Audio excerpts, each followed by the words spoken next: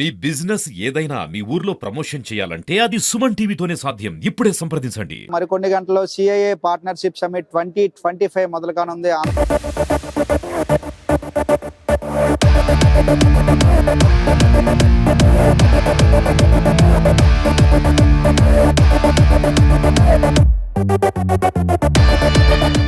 Welcome to Suman TV. నేను మీ చంద్రతో. మరికొన్ని గంటల్లో సిఐఏ పార్ట్నర్షిప్ సమ్మిట్ 2025 మొదలు కానుంది. ఆంధ్ర యూనివర్సిటీ వేదికగా నిర్వహించినటువంటి ఈ పార్ట్నర్షిప్ సమ్మిట్ ఏ విధంగా ఉండబోతుంది, గత ప్రభుత్వం చేసిన G20 సదస్సుకు ఈ పార్ట్నర్షిప్ సమ్మిట్ కు తేడా ఏంటి, ఇవన్నీ విషయాలు అడిగి తెలుసుకునే ప్రయత్నం చేద్దాం. ప్రస్తుతం మన దగ్గర ఐఎన్పిఆర్ మినిస్టర్ కొలుసు పార్థసారథి గారు ఉన్నారు. సార్ చెప్పండి, గత ప్రభుత్వం చేసే G20 సదస్సుకు కానీ దీనికి వాటి డిఫరెన్స్ ఏంటి సార్? డిఫరెన్స్ ఏంటంటే ఆనాటి నాయకత్వం మీద పారిశ్రామికవేత్తలకి పెట్టుబడిదారులకి నమ్మకం లేకపోవడం. ఈ ప్రభుత్వం ఈ రోజు సిఐ ఏదైతే పార్ట్నర్షిప్ సమ్మిట్ జరగబోతా ఉందో ఇక్కడ ఉన్న రాష్ట్ర నాయకత్వం మీద పెట్టుబడిదారులందరికీ కూడా పూర్తి నమ్మకం. ఆ నమ్మకం కూడా వ్యక్తిగతమైనది కాకుండా పాలసీల రూపంలో ఈ ప్రభుత్వం తీసుకున్న నిర్ణయాలు, ఫుడ్ ప్రాసెసింగ్ పాలసీ కానివ్వండి, ఎలక్ట్రానిక్ పాలసీ కానివ్వండి, డ్రోన్ పాలసీ కానివ్వండి, లేకపోతే టూరిజం పాలసీ కానివ్వండి, ఎలక్ట్రానిక్ కాంపోనెంట్ పాలసీ కానివ్వండి, దాదాపు 20-25 పాలసీస్ ని ఆమోదించాం.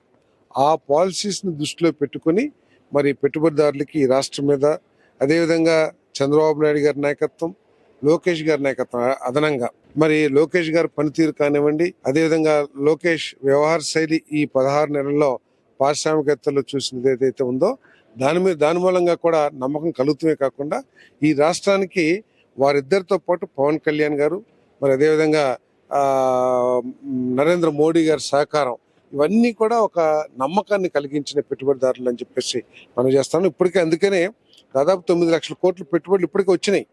ఇంకా రేపు ఈ 13వ తారీఖునే దాదాపు ఒక 100 MOUలకు సంబంధించి డిస్కషన్ జరుగుతుందని చెప్పేసి నాకు సమాచారం.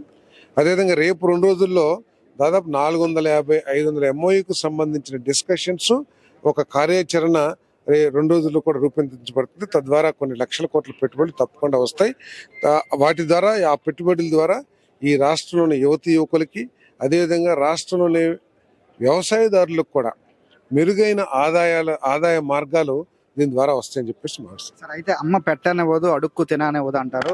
కంపెనీలు రాకపోతే రాలేదని గోల్ చేస్తారు, కంపెనీలు వస్తే ఉద్యోగాలు రాలేదని గోల్ చేస్తూ ఉంటారు. గత ప్రభుత్వంలో మనం చూసుకుని ఉండొచ్చు.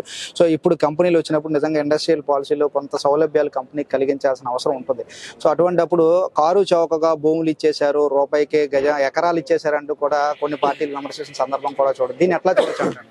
ఇప్పుడు ఇక్కడే కాదు, దేశవ్యాప్తంగా గుజరాత్ తీసుకున్నా, లేకపోతే అనేక అభివృద్ధి చెందిన రాష్ట్రాలు ఏదైతే ఉన్నాయో ఆ రాష్ట్రాలను ఒకసారి మనం చూసినా కూడా ఇటువంటి పాలసీస్ తీసుకురావడం మూలంగానే అక్కడ పెట్టుబడులు వచ్చినాయి. పెట్టుబడుల ద్వారా రాష్ట్ర ఆదాయం పెరిగింది.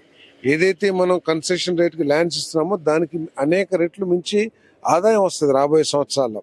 వీటన్నిటికి మించి రాష్ట్రంలో చదువుకుంటున్న యువతి యువకులకి కొన్ని లక్షల మంది పాస్ అవుతున్నారు. వాళ్ళందరికీ ఉపాధి అవకాశాలు, ఉద్యోగ అవకాశాలు కల్పించాలి కదా. సో వారి కోసం, వారి భవిష్యత్తు కోసం, రాష్ట్ర ఆదాయం కోసం, మరి ప్రజలందరి సంక్షేమం కోసం ఇది అవసరం. సో ఇది ప్రస్తుత పరిస్థితి. మరి కొన్ని గంటల్లో సుమారు 10 లక్షల కోట్ల వరకు కూడా ఇప్పటికే పెట్టుబడులు వచ్చాయి. ఈ సంఖ్య మరింత రెట్టింపైనా కూడా ఆశ్చర్యపడాల్సిన అవసరం. దీనివల్ల తద్వారా చాలా వరకు నిరుద్యోగ యువతకి ఉపాధి వస్తుంది. వైజాగ్ హిస్టరీలో కాదు, ఏపీ హిస్టరీలో ఒక ట్రెండ్ సెట్టర్గా ఈ సమ్మిట్ నిలుస్తుందంటూ కూడా మంత్రి ఆశాభావం వ్యక్తం చేస్తున్నారు. ఏదేమైనా కూడా అనుకున్న స్థాయిలో ఈ సమ్మిట్ సక్సెస్ అయ్యి నిరుద్యోగ యువతకి ఉపాధి వచ్చి ఆంధ్రప్రదేశ్ రూపురేఖలు మారుతాయని అందరితో పాటు మనం కూడా కోరుకుందాం. మరిన్ని లేటెస్ట్ అప్డేట్స్ కోసం చూస్తున్నానండి సుమన్ టీవీ. వీడియో జర్నలిస్ట్ రాజుతో చందు, సుమన్ టీవీ విశాఖపట్నం.